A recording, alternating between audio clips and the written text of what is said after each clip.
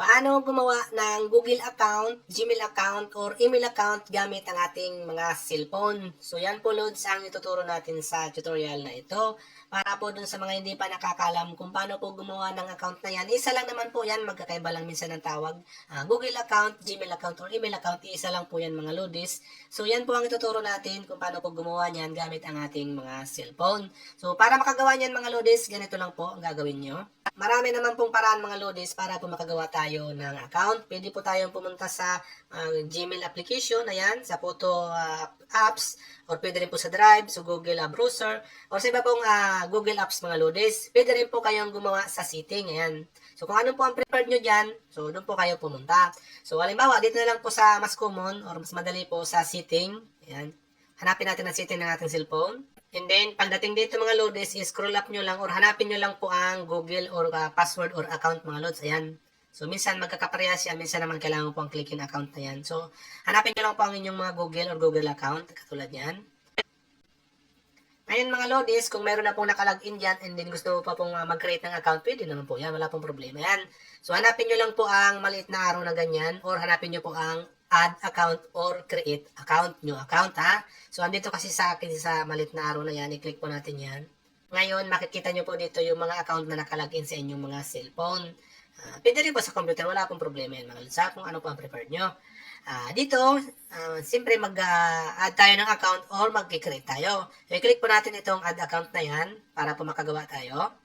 And then, mapupunta po tayo dito sa Google. So, dito, kung may account na tayo, dito po natin isa-sign in yung mga nag-donate natin account or yung mga account natin ng Google, okay?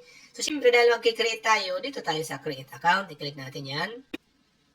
Dito, for my personal use or for work or business po. Kung ano pang preferred nyo dyan, so personal use po ako. And dito po, maglalagay na po tayo dito ng ating first name and then last name. So, mas sinasuggest ko po mga Lodis, magawa po tayo ng legit or yung real name po, authentic name po mga Lods ang gamitin natin. Para po pag nagre-recover tayo ng account, mas madali po ma-recover.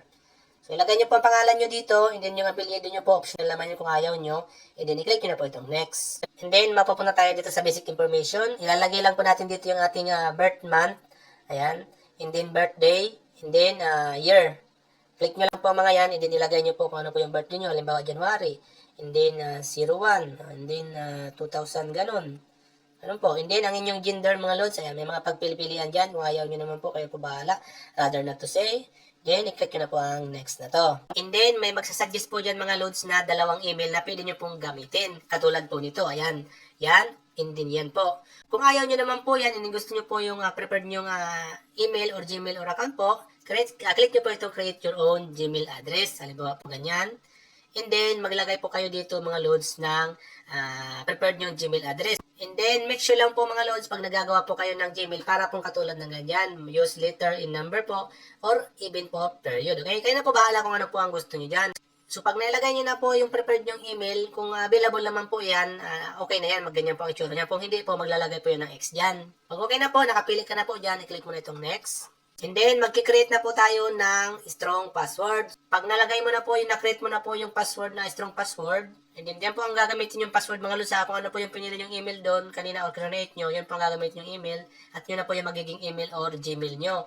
Yun na rin po magiging Google account nyo, and then, yun na po yung inyong mga password. Ayan po. And then, i-click mo na lang po itong next.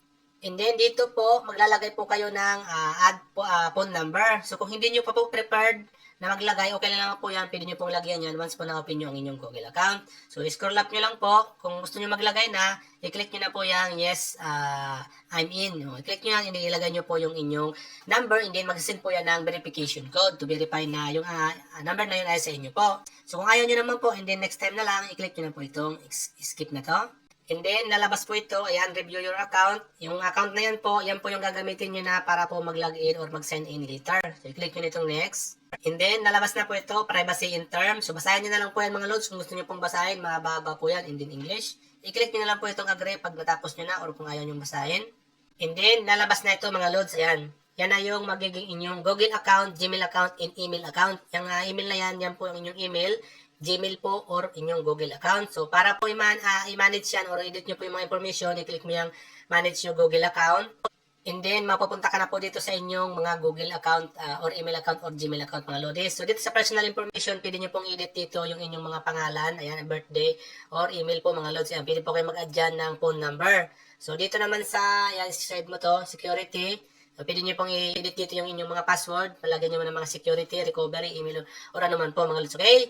So, ganun lang po ang gawin mo mga lods kung paano po mag-create ng Google account, Gmail account, or email account mga lods gamit ang ating mga cellphone. Sana po natulungan kita. Pwede ka pong mag-comment sa comment section ng video na to kung may katanungan ka po. Sana po natulungan kita. Hanggang sa muli.